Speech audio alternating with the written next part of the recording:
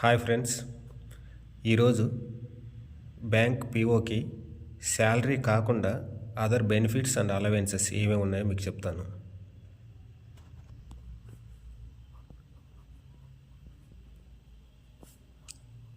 RRB PO allowances.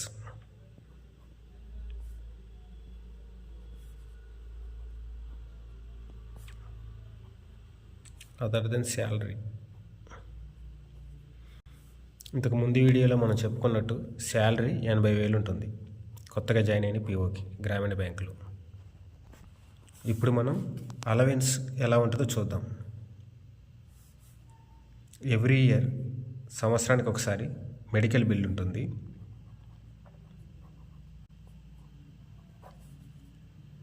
Medical aid కింద ఆఫీసర్కి 13,000 ఇస్తారు ప్రతి సంవత్సరం ఇయర్లీ. ఎవ్రీ ఇయర్ జనవరిలో తీసుకోవచ్చు. యాన్యువల్ లీవ్ ఎన్కాష్మెంట్ ఉంటుంది. Annual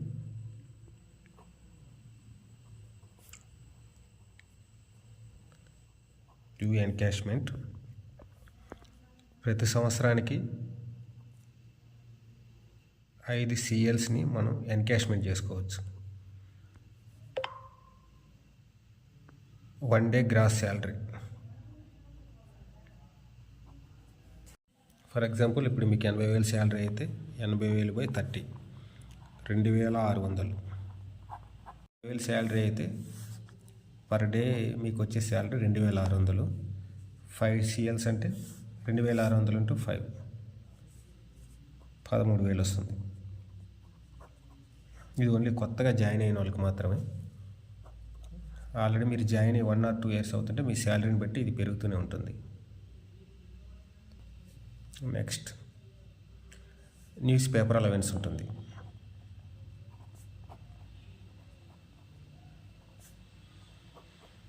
news paper allowance 1,020 rupees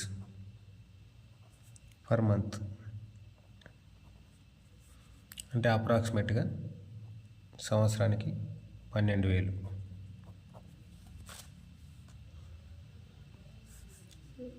brief case allowance ఉంటుంది. ఇది అయితే చాలా తక్కువ.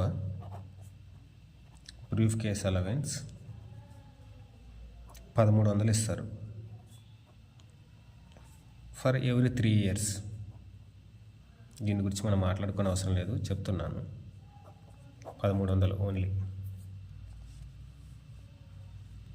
తర్వాత క్లోజింగ్ అలవెన్స్ ఇస్తారు. క్లోజింగ్ అలవెన్స్ క్వార్టర్కి 1,500 ఇస్తారు. Every quarter. వన్ ఇయర్లో 4 quarters ఉంటాయి కాబట్టి ఇంటూ 4 సంవత్సరానికి 6,000.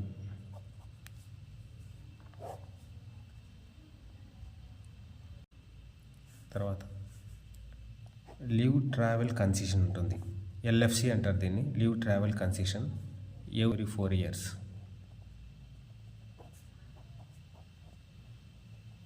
ఎవ్రీ 4 years అంటే మనం ఎక్కడికైనా టూర్కి వెళ్ళాలన్నా ట్రిప్కి వెళ్ళాలన్నా సరే ఎవ్రీ 4 yearsకి ఒకసారి మనం దీన్ని క్లెయిమ్ చేసుకోవచ్చు.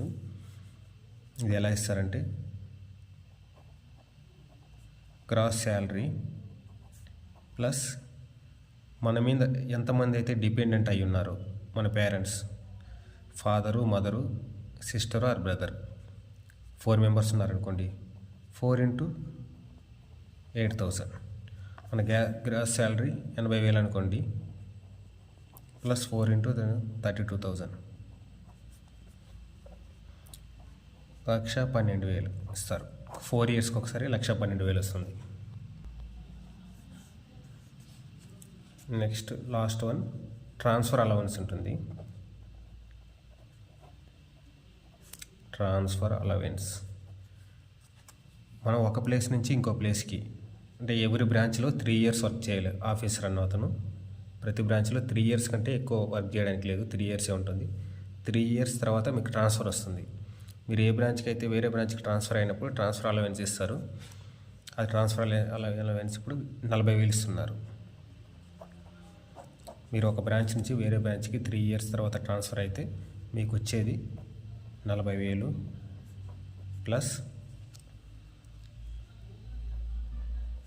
15 days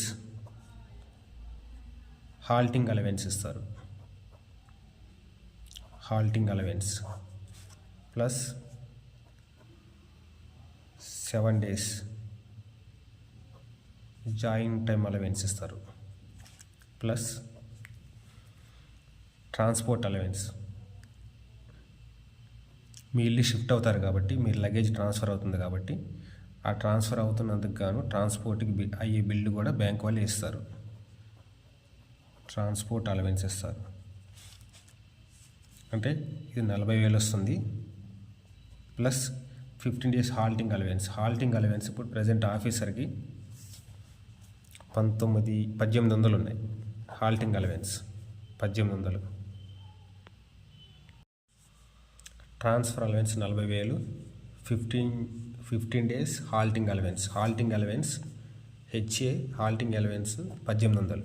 15 days into 1800 27,000 plus 7 days joining time 7 into H 12,600. Transport allowance 12,000 ఆరు 13,000 ఇస్తారు. మనం 12,000 వేసుకుందాం. 91,600.